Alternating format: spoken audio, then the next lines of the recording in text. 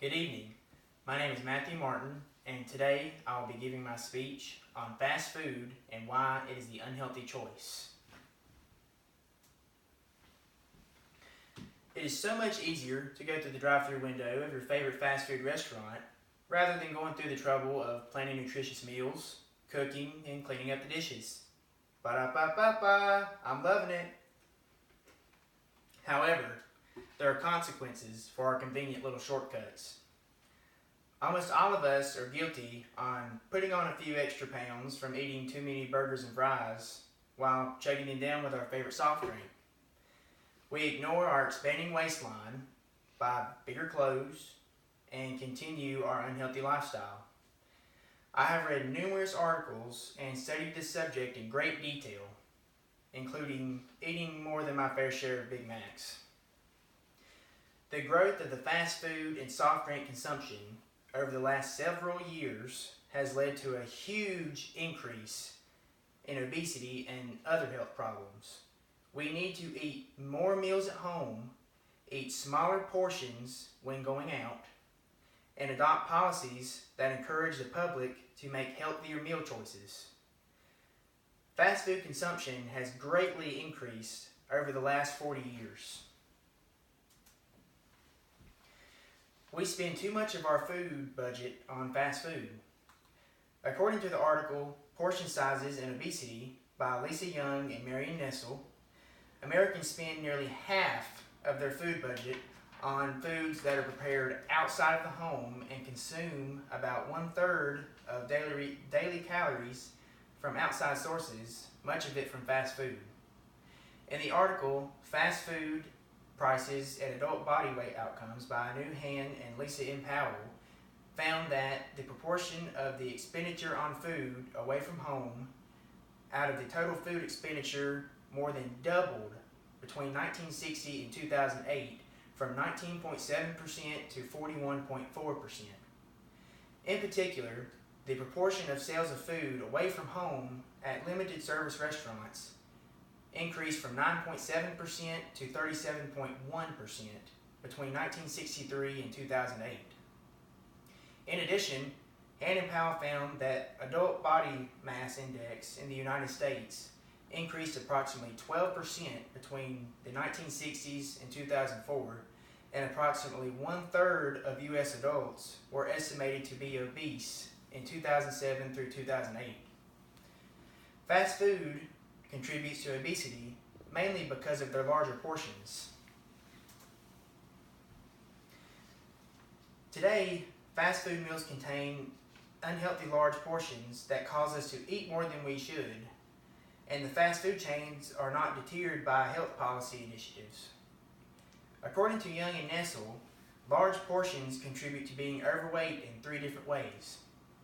They provide more calories than small portions, encourage people to consume significantly more calories, and greatly underestimate those calories. Young and Nessel report that being overweight and obesity have increased sharply since the early 1980s in the United States. Young and Nessel also found that portion sizes offered by fast food chains are often 2 to 5 times larger than when they were first introduced. Young and Nessel's research revealed that McDonald's, their current portions remain much larger than they were in 1955 when they were first introduced. In 1955, for example, the company's only hamburger meat weighed 1.6 ounces. Today's largest portion weighs 8 ounces and is 500% larger.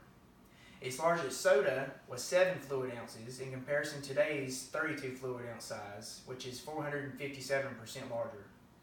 And today's largest portion of French fries weighs 6 ounces, which is 250% larger than the 2.4 size in 1955. Young and Nessel also noted that in 2001, the U.S. Surgeon General's call to action to prevent obesity challenged health professionals, communities, and the food industry to confront portion size as a factor in weight control, provide foods in more appropriate amounts, and raise consumer awareness of appropriate portion sizes. Unfortunately, Young and Nessel found that fast food chains have responded little or not at all to reduce the portion sizes of soda, French fries, and hamburgers. Young and Nessel suggests rather than reducing portion sizes, the top fast food chains are engaged in sleight of name. McDonald's and Wendy's have dropped descriptors such as supersize, biggie, and great biggie, and just replaced them with small, medium, and large. Name changes, however, are unlikely to help with the weight maintenance, as they may induce people to believe they're just eating smaller portions of food. Young and Nessel concluded that because portion size has such a large effect on caloric intake and balance, public health efforts to explain and act on the relationship between portion sizes, caloric intake, and weight gain are urgently needed. Fast food not only causes obesity, it can cause other health problems as well. Consuming fast food causes unhealthy weight gain, which can lead to many health problems. Young and Nessel report that weight gain are a major public health concern because they raise risk for a variety of medical conditions, some that include type 2 diabetes, hypertension, coronary heart disease, certain cancers, as well as for premature death in some cases. According to the article by Kong Hang, Independent and Combined Relationship of Habitual Unhealthy Eating Behaviors with Depressive Symptoms, unhealthy eating has been found to be associated with the prevalence of depressive symptoms. The research by Hang revealed the possibility of a vicious cycle between unhealthy eating habits and mental health problems.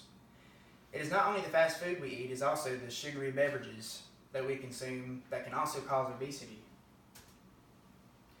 The sugary soft drinks that come with our fast food meals can also contribute to weight gain and an unhealthy lifestyle.